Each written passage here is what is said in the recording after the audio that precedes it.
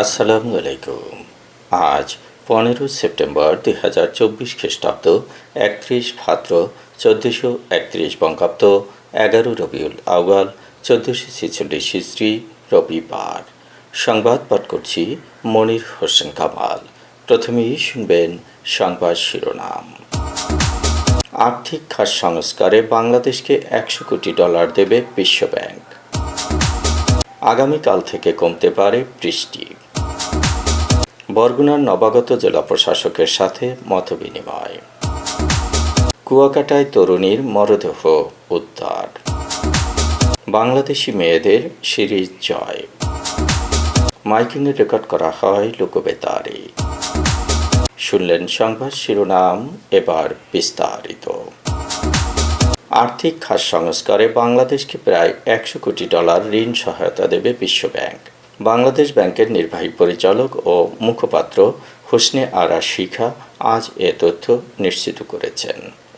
গত 12 সেপ্টেম্বর প্রায় $100 কোটি বাজেট সহায়তা চেয়ে বিশ্বব্যাংককে চিঠি দেয় সরকার।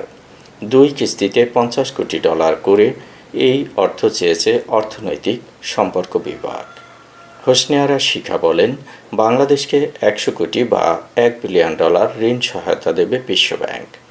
এর মধ্যে পলিসি বেসড ঋণ হিসাবে $750 মিলিয়ন, ইনভেস্টমেন্ট ঋণ হিসাবে $250 মিলিয়ন এবং গ্যারান্টি ফ্যাসিলিটি হিসাবে $150 মিলিয়ন ঋণ সহায়তা দেয়া হবে।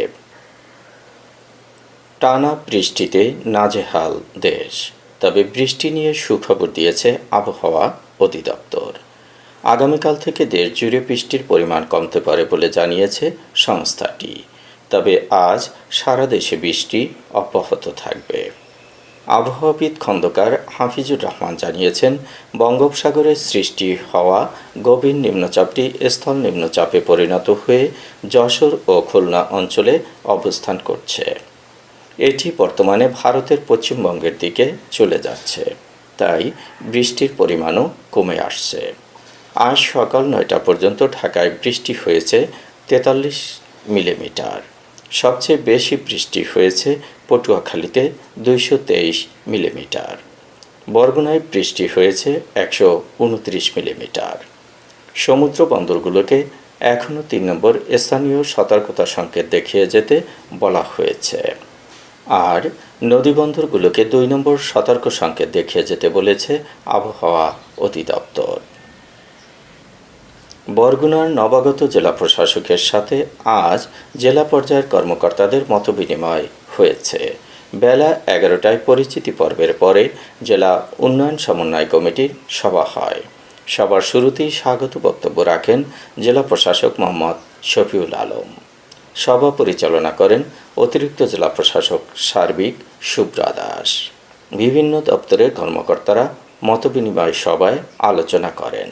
বিকেলে সাংবাদিকদের সাথে মতবিনিময় করেন জেলা প্রশাসক মোহাম্মদ শফিউল আলম।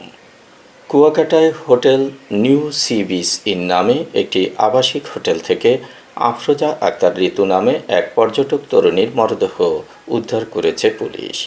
গতকাল সন্ধ্যার দিকে কুয়াকাটা ট্যুরিস্ট পুলিশের সহায়তায় ওই হোটেলটির 501 নম্বর কক্ষের দরজা ভেঙে মরদেহটি উদ্ধার করা হয়।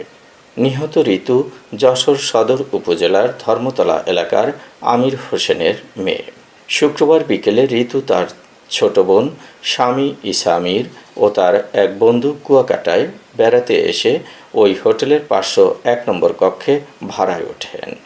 হোটেলের কর্মচারীরা জানান, শনিবার বিকেল 3টার দিকে হঠাৎ চিৎকার শুনতে পেয়ে ওই কক্ষটির সামনে গেলে ভেতর থেকে দরজা বন্ধ দেখতে পান।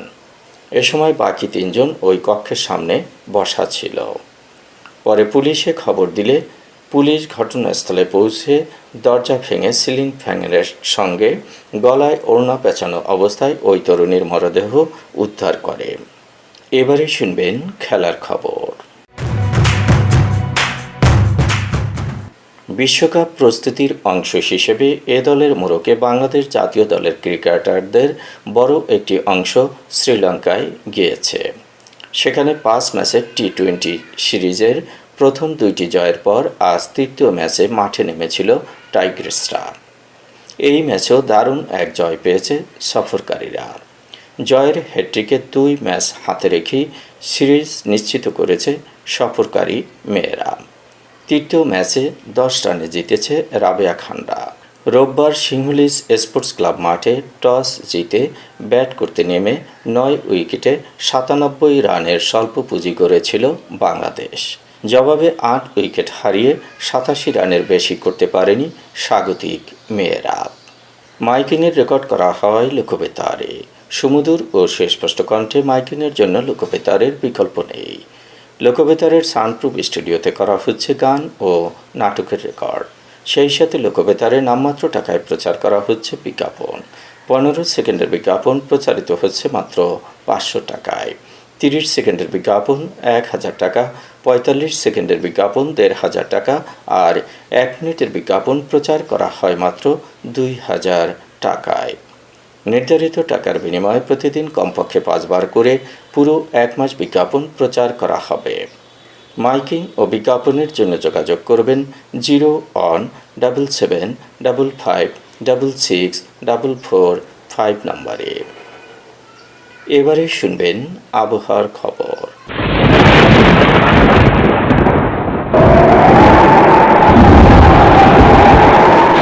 নিম্নচাপের কারণে চট্টগ্রাম, কক্সবাজার, পায়রা ও মোংলা সমুদ্রবন্দরকে 3 নম্বর স্থানীয় হুঁশিয়ারি সংকেত দেখাতে বলা হয়েছে। বঙ্গোপসাগরে অবস্থানরত মাছ ধরার নৌকা ও ট্রলার সমূহকে উপকূলের কাছাকাছি থেকে সাবধানে চলাচল করতে বলা হয়েছে।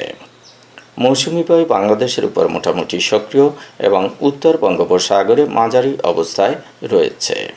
দেশের সব বিভাগের উপর দিয়ে অস্থায়ীভাবে দমকা অথবা ঝোড়ো হওয়া সহ হালকা থেকে মাঝারি ধরনের বৃষ্টি অথবা বজ্রসহ বৃষ্টি হতে পারে। সেই সঙ্গে দেশের কোথাও কোথাও মাঝারি ধরনের ভারী থেকে অতি ভারী বর্ষণ হতে পারে। আজ দেশের সর্বোচ্চ তাপমাত্রা ছিল সিলেটে 33.6 ডিগ্রি সেলসিয়াস এবং সর্বনিম্ন তাপমাত্রা ছিল যশোরে 23.1 ডিগ্রি সেলসিয়াস। বরগুনার সর্বোচ্চ তাপমাত্রা 28.5 ডিগ্রি সেলসিয়াস, সর্বনিম্ন 24.5 ডিগ্রি সেলসিয়াস। আগামীকাল সূর্যোদয় হবে ভোর 5:46। সংবাদ শেষ করার আগে শিরোনামগুলো আবার পড়ছি। আর্থিক খাত সংস্কারে বাংলাদেশকে $100 কোটি দেবে বিশ্বব্যাংক। আগামীকাল থেকে কমতে পারে বৃষ্টি। বরগুনার নবাগত জেলা প্রশাসকের সাথে মতবিনিময়। কুয়াকাটায় তরুণীর মরদেহ উদ্ধার। বাংলাদেশি মেয়েদের সিরিজ জয়। মাইকিংয়ের রেকর্ড করা হয় লোকবেতারে। সংবাদ শেষ করার আগে জানিয়ে দিচ্ছি লোকবেতারে সংবাদ জানানোর মোবাইল নাম্বার। আপনার এলাকার গুরুত্বপূর্ণ সংবাদ জানাতে ফোন করুন 0-1-755-666-445 নম্বরে। আর লোকবেতারের সাথে যুক্ত হয়ে গান শুনতে চাইলে SMS করুন 01782973478 নম্বরে।